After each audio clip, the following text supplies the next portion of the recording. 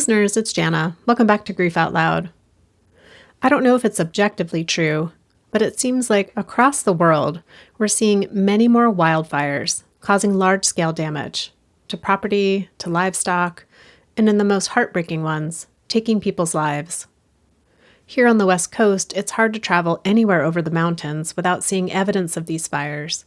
Blackened trees, whole towns in the midst of being rebuilt, and memorials to those who didn't survive. For Michael Reed, this kind of tragedy literally came to his home on November 28, 2016. That night, Michael lost his wife Constance, his daughters Chloe and Lily, his home, his pets, and nearly every physical trace of the life they had built together. In the days and weeks that followed, Michael describes being catatonic, moving through the world without really being in it, unable to remember where he went or how he functioned. Nearly 10 years later, Michael is still grieving. He'll tell you that plainly. But he's also doing something with that grief, writing about it, talking about it, and connecting with people around the world who have felt just as alone and mired in the darkness as he once did. His book, The Million Stages of Grief, started as something he wrote for himself, a way of tracking where he was emotionally. But thanks to the response he got from posting a piece on Facebook, he moved forward with publishing it for others to read. In our conversation today, Michael talks about his girls, Constance, Chloe, and Lily, and the specific and irreplaceable ways they moved through the world. He talks about the particular grief of losing your home alongside the people you love, and what it means to keep someone's memory alive when you have almost nothing tangible left to hold. He talks about watching his son Nicholas grieve the same loss, but differently. And he talks honestly about his years-long battle with his faith and God and what's helped him to return to both. In true Grief Out Loud fashion, this is a conversation about what grief actually looks like. Not the tidy linear version, but the real one, with its million different stages that sometimes occur all in a single day. Quick note, there's some pretty salty language in this episode, so if you're not into that, maybe skip this one. Okay, here's our conversation. Michael, welcome to Grief Out Loud. Thank you for having me. Tell us a little bit about your girls, Constance and Chloe and Lily. They're my world. To me, they're still here, so I don't refer to them in the past tense. Constance is my best friend, soulmate. I knew the second I met her, she was the one. I just knew it. After the first night that we met, I called my dad and said, I just met my wife. And he's like, you're nuts. And I found out later that when she went home, she told her stepdad, I met my husband. And I'm sure he thought she was nuts too. But we knew it. We knew it the instant we met. We have a son, Nicholas, who's 24 now. He's all grown up and on his own. And then there's my girls, Chloe and Lily. And Chloe is forever 12. Lily is forever 9. Chloe's my princess, and Lily is my diva. I miss him a lot. Chloe has the kindest heart that I've ever known. You know, when we lose somebody, there's unanswered questions. But there's also moments where you see somebody else's compassion and didn't know they were that compassionate, if that makes sense. So Chloe one day was at school. Chloe's teacher was having a bad day. And she came home that day and didn't say a word to me about it. And this was maybe a month before the fires. After the fires, that teacher came up to me and said, Mr. Reed, one day I told the class I was having a bad day. And the next day, Chloe came into class and she gave me her favorite ladybug stuffed animal and said, this is what helps me when I'm not feeling good. I wanted to help you. And she handed it to me. And this is all I have of Chloe now. But It's just a symbol of her heart. She's the best of all of us. Lily, when I tell you that girl had sass, I'm talking the hand on the hip. She could snap her fingers. When she was little, she couldn't say the word jerk. She would say jert. So she'd come out for school in this ridiculous outfit that she knows I'm not going to let her wear in public just to get a rise out of me. And I'm like, get your booty back in there and change your clothes. And she'd be like, you're such a jut. And she'd turn around and slam the door and then come out in the normal clothes. And oh shoot, she was 12 and 9 is too young. But over the years, I've learned that even though they're gone now, I still got 12 years and I got 9 years. And that's a lifetime of memories. And I carry every single one of them with me every day.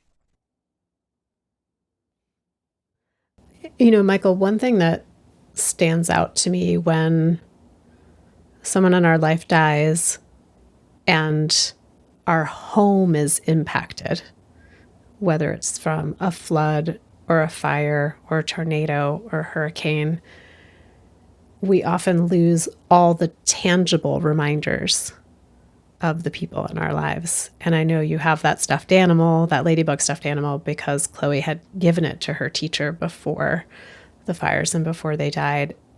What has it been like for you to keep those memories close without having the physical items? I don't know. Um, I've always wondered if it wasn't a wildfire, if it was, a car accident or something, would I have been able to live in that house without them? And no, I wouldn't have. When I lost everything that night, I literally lost everything. There's so much I still haven't even processed. I've never processed losing our home. I've never processed losing our pets. I've never processed losing all the pictures we had on the walls and everything like that. I can only get to them and then it stops. It's very scary when you have nothing. I didn't even have a toothbrush. My son was 15 that night. His PlayStation, his Game Boy is gone. Where do you start? And I don't even know where I started. I was absolutely catatonic for the first 6 months. I don't remember anything. I don't remember where I went, what I did. I don't remember getting another house. I think my brain has just tried over the years to protect me from the pain, even though my heart still feels the pain every day. What are some of the ways that you think your brain has tried to protect you?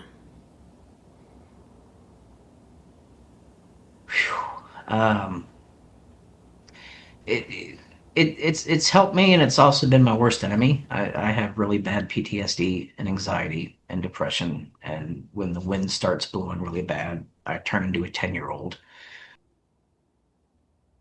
For a long time, I was convinced there's another wildfire coming, so I was very guarded. But my brain still lets me remember little pieces. When we get traumatized, it's like somebody takes out our brain, squishes it all around, and then shoves it back in.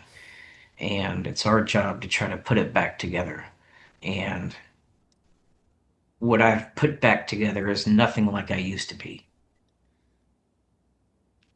But my heart is still the same. I love my girls unconditionally. And For a long time, I thought they were on vacation. I was absolutely convinced they'll come back tomorrow. I thought for a long time that my house was still there. All I had to do was go home and they'd be there. And I went to it one time and I sat in ash for hours, just looking for something that I could hold. At one point, I said to my dad, why are we here? And he said, we're here until you're ready to go. And I said, I'm ready to go. So what my brain has taught me is at least from my view, the tangibles around you don't matter. This phone doesn't matter. My mouse doesn't matter. These are things that, if something happens, can be replaced. I just want to hold my girls again. That's all I want. And the only way I can hold them is through their spirit. So I somehow have been able to open my eyes enough where I get signs from them all the time. What's a recent one that came through to you? Lily comes to me the most. She comes to me as an owl. And I am obsessed with HGTV House Hunters. Um, we've watched every episode probably 5 times, and we'll sit there and just rip on the people that are looking at getting a new house because you can paint the wall, lady. Don't not get the house because the wall's the wrong color. Come on. And in almost every episode, there's a sign. So we'll watch it, and yesterday's episode, the one that we watched, there was an owl in the background, and I'm like, yep, there's Lily. And I know that's not my daughter, but that's my daughter. That's just a little tug from heaven saying, Daddy, I love you. Keep going. And when we lose somebody, that's the hardest thing to do, is to keep going. But that is the one thing that they want you to do the most. So when I smile for them. When I meet a stranger who tells me their story and I give them a hug, that's not me hugging them, that's all of us hugging that person.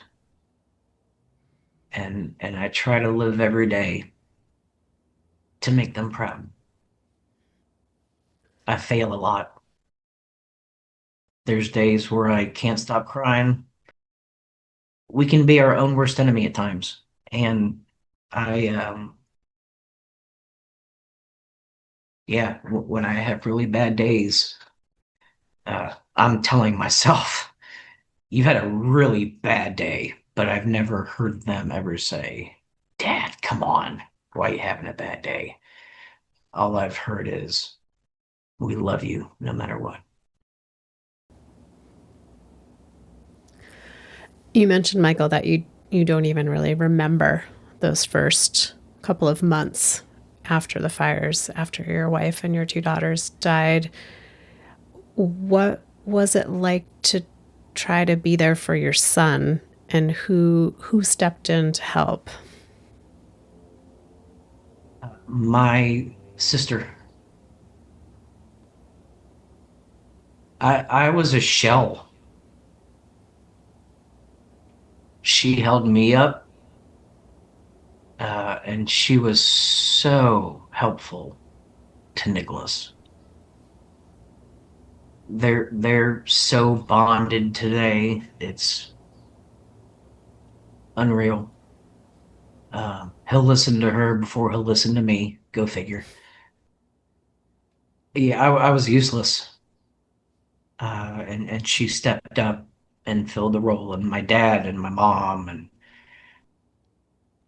I wouldn't be here without them. In watching your son grieve for his mother and for his sisters, what what have you learned about teens and grief? Grief is different.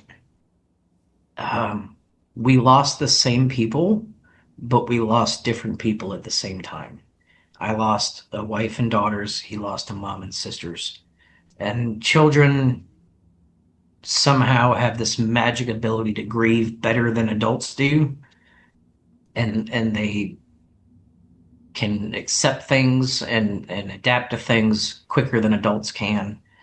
And it took him a few years, but one day he did say, "Dad, I just want you to know I've kind of processed everything, and I understand, and I'm gonna be okay." And I was mad at him, but in the exact same moment, he was my hero because he was at a place where I was trying to get to. I wasn't mad at him because he made it there first. I was just still in so much darkness that my first thought was, how? It's only been 2, 3 years. But he really set a good example for me. That seems so apt to be both sort of flabbergasted and maybe a little angry, but also maybe inspired in some way by how he was processing things. Yeah, that's exactly what it was. And I think in the back of my head when I heard him say that, it gave me just a little bit of hope that one day I could get there too. And I've spent the last 2 years in EMDR therapy, and I cannot begin to tell you how much that has helped me. And I'm kind of in a season now. I do not like the word acceptance, but I'm in a place now where I'm understanding that the loss is part of my identity. And if you want to know me, you have to know them too. My purpose on earth now is to always talk about them and to always share the good memories and the happy times. And I can feel them pushing me in directions and guiding me, and I will never let that go. There's a big difference between accepting the death and accepting that the people that we lose continue to have a role in our lives and that the loss has inevitably shaped us in some way. Like that's a very different type of acceptance. I just wondered if we could go back for a moment because you mentioned the stages of grief, and that's something we've talked a lot about on this show of how, they were originally formed for folks who were dying and then they've been sort of put upon people who are grieving, and then some people relate to them and some people don't, and that one of the biggest challenges is that it ends up being this prescriptive model for like how to do grief. And your book that you put out in 2025 called The Million Stages of Grief obviously talks about how the 5 didn't work for you. There's so many more. So I wonder if you could talk a little bit about how you got there. I For a bunch of years, I would get up in the middle of the night and I would just start writing what I was thinking and what I was feeling. And I did it mostly for myself so that I could go back in 6 months and go, okay, this is how I feel today. How did I feel last year at this time? How did I feel 6 months ago at this time? Just to see if I was making any progress. And the answer was always no. I'm still in the same spot that I've been in this whole time. And one day I just took one of the things I had written and posted it on Facebook. It's raw, and it's unedited, and it's real, and it's authentic, and it's painful. But that's what grief is. So I just put it out there, and the response was crazy. Oh my gosh, I lost my mom 10 years ago, and I was thinking these same things too. And finally, it makes sense. Thank you for these words. And I'm like, really? So, like a month later, I posted another thing. Then it turned into a blog. And then it turned into, please write a book. And I never knew where to start.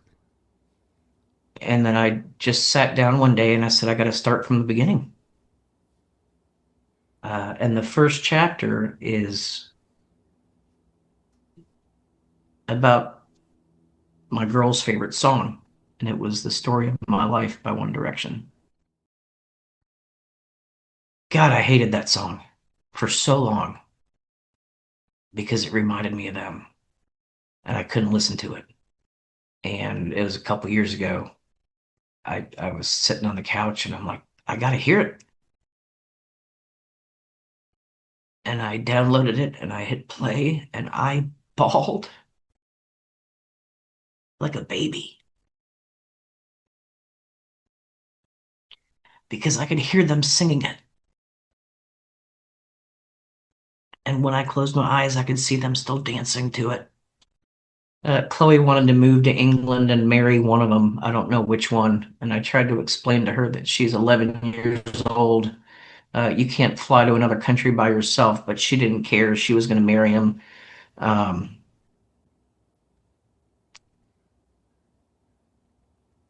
and while I'm listening to the words, I remember that conversation, and I realized that even though I'm bawling, I'm smiling at the same time because those memories can never be taken away. And now I listen to it almost every day, and I cannot sing for shit, but I sing it as loud as I can. They can hear me. Nobody else needs to, but um,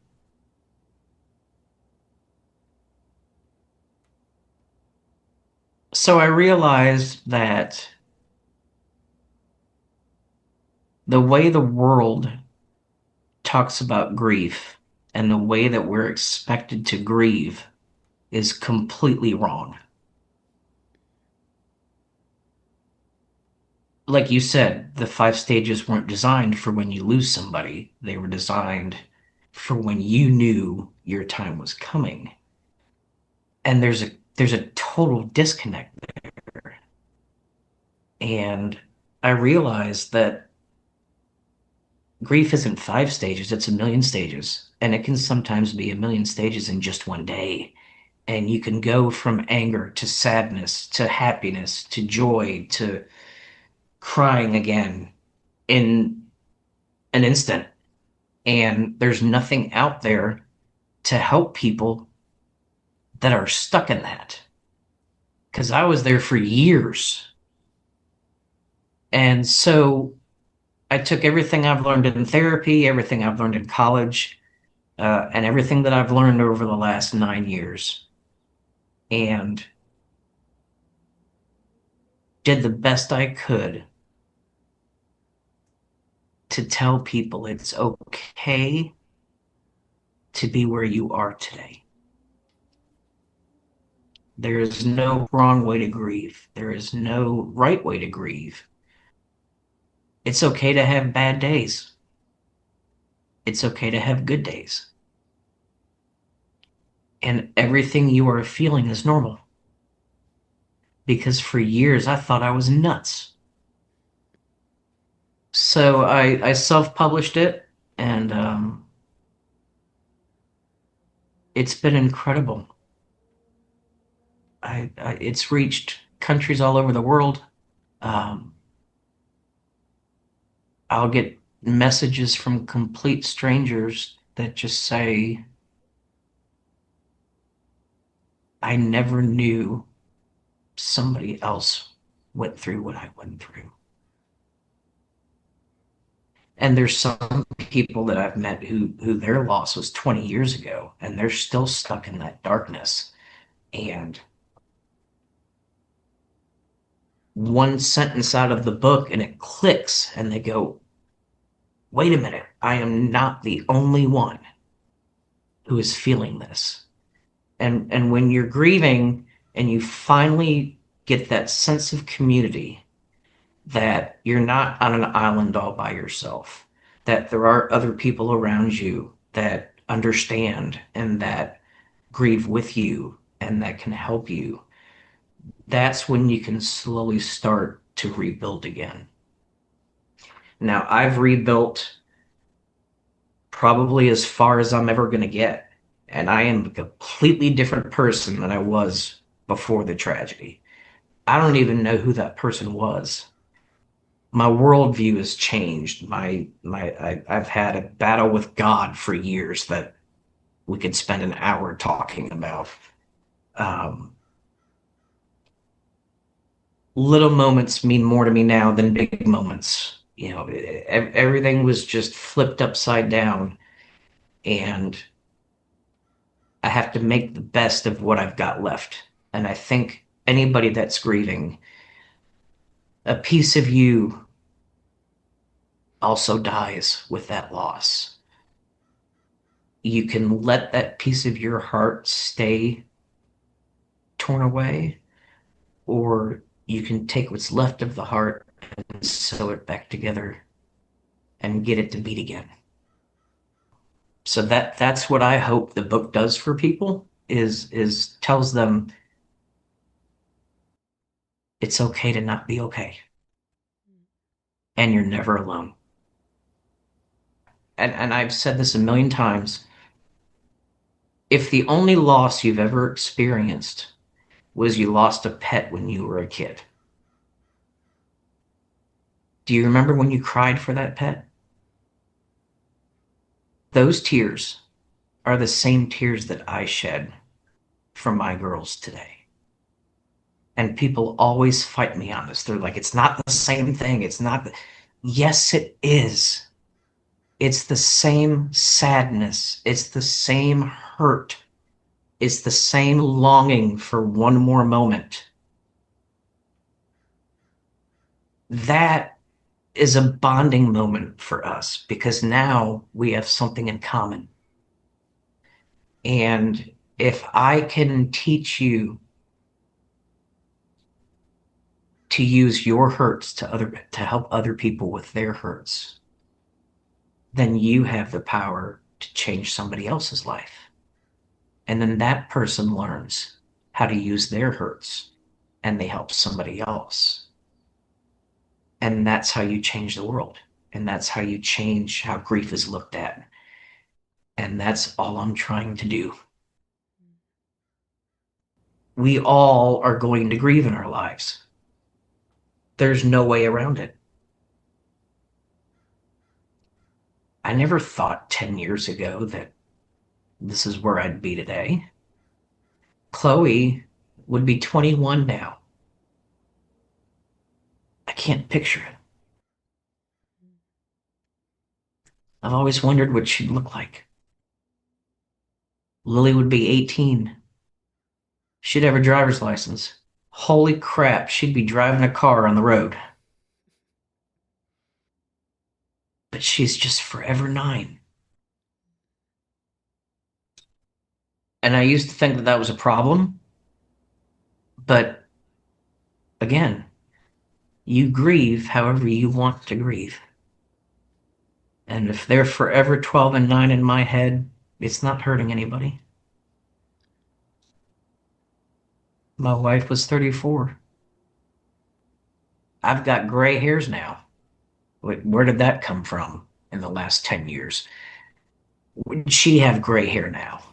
I don't know. I can never get past the last time I saw them. That's how they're forever stuck in my head. You mentioned, Michael, that, we could have another hour-long conversation about the battles you've had with God since since the fires and since your girls died. I wonder if we could just talk about that for like 5 minutes instead of the full hour of what that's been like for you. You know, before the fires, we went to church every Sunday, and the kids were in Sunday school, and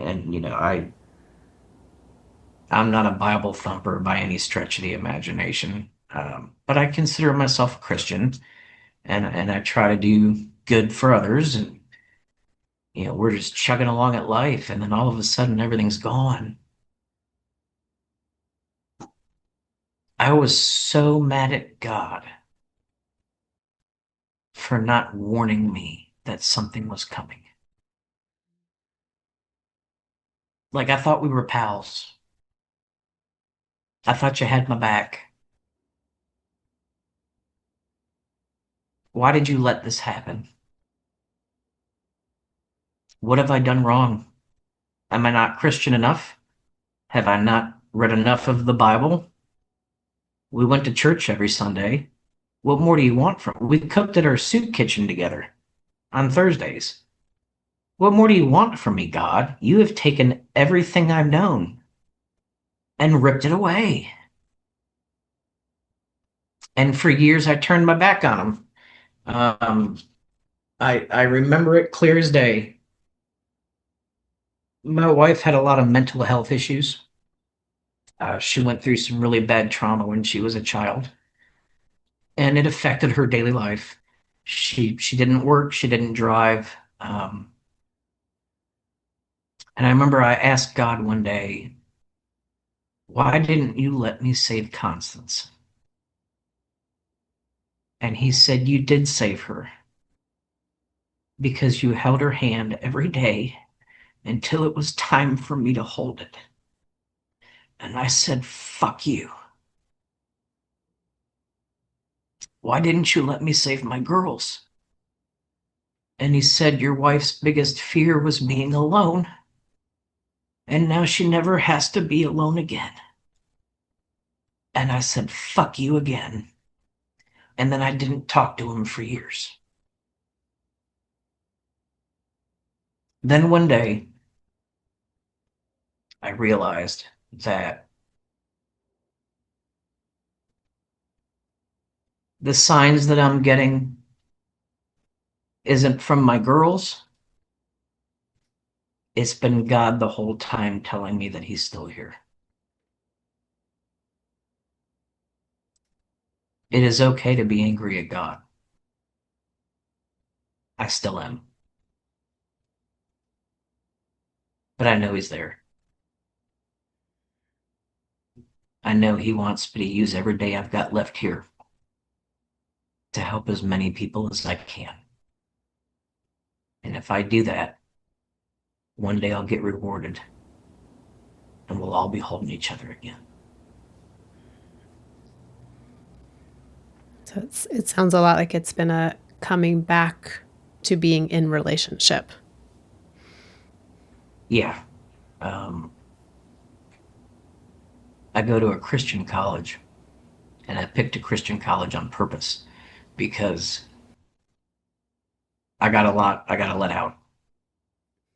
And I've taken these last 3 years, and every chance I get, I've talked about part of the story and part of the struggle, and why does God let bad things happen to good people? And you know, the part that's been hardest for me is I'm going to give you an example. Constance and I always used to talk about getting matching tattoos of each other's heartbeats. So she was going to get my heartbeat, I was going to get her heartbeat, and every month she had to see her psychiatrist to get her meds refilled. And every month we would go, we would be like, should we do the EKG today so we can get our little printouts? And no, we'll do it next month. And we did that for months. And after the fire, um, the first time that I really felt them come to me, I was actually sitting in a bathtub and I had my hands crossed and I felt something pull my hands down in the water. and I couldn't lift my hands up. And I heard a voice say, "Remember." And I'm like, I thought I was insane. Um, remember, remember. 2 weeks before the fire was her doctor appointment. And that day, her blood pressure was elevated. So they did an EKG to make sure she was okay. Now I have her heartbeat. And what I realized in that moment was, did God know this was coming? Yeah, because he made sure that I'd get that heartbeat.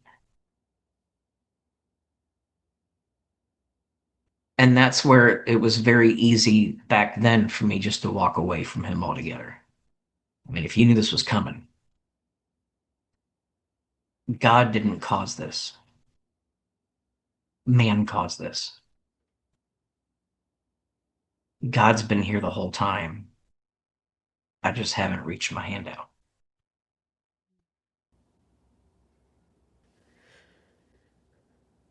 Another aspect of your story, Michael, is that right after the fire, you became kind of the public face. There's been a lot of newspaper articles highlighting you and your story, and you ended up being kind of like the spokesperson, it seemed like, for the community. What was it like to be? I'm just imagining this very dissonant place of you're barely functioning, and yet you are like the face and the voice of a collective tragedy. I was catatonic. Everywhere I went, people knew who I was. And it wore me down. I spent about 2 years completely isolated.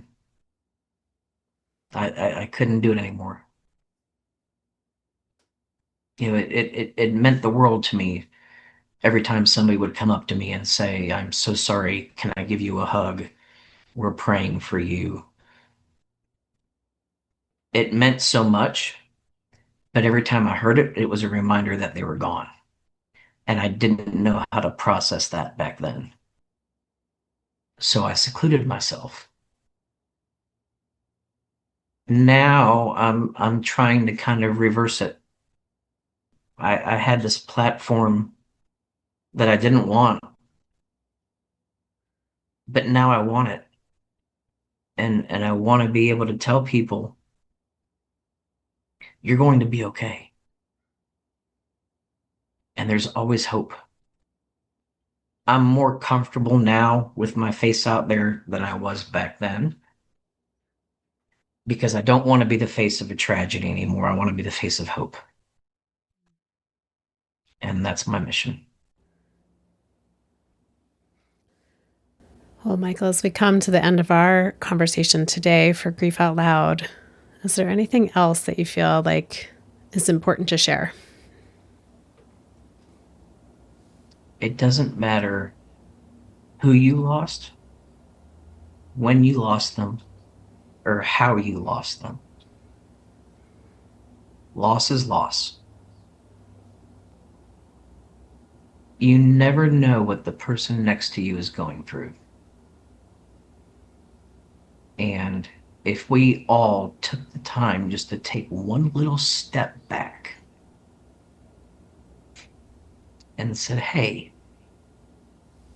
how are you today?" We can make this world a better place. We are so much more connected to each other than we realize. And like I told you before, if I can use my hurts to help you with your hurts, that gives you the power to help somebody else with theirs. And that's how you change the world. Well, that seems like the perfect way to end a conversation on a podcast, since we are reaching so many listeners around the world. And I just want to offer some gratitude to you, Michael, for your book that you wrote, The Million Stages of Grief, for the work that you're doing in the world, and for taking time to share your story with me and to share so openly about your girls, Constance and Chloe and Lily. Thank you so much for having me. And listeners out there, you know I say this to you each and every single time, but I am very grateful for you making time to listen to the show, for sharing episodes with people who you think might be supported in some way by what we're talking about here. If you want to reach out to me, you can email me directly at griefoutloud@dougy.org. That's DOUGY.org.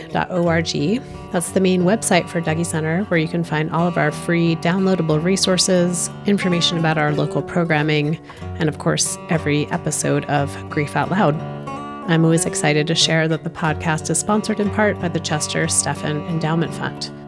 Grief Out Loud is produced by Dougy Center, the National Grief Center for Children and Families in Portland, Oregon. Thanks so much for listening. We hope you'll join us again next time.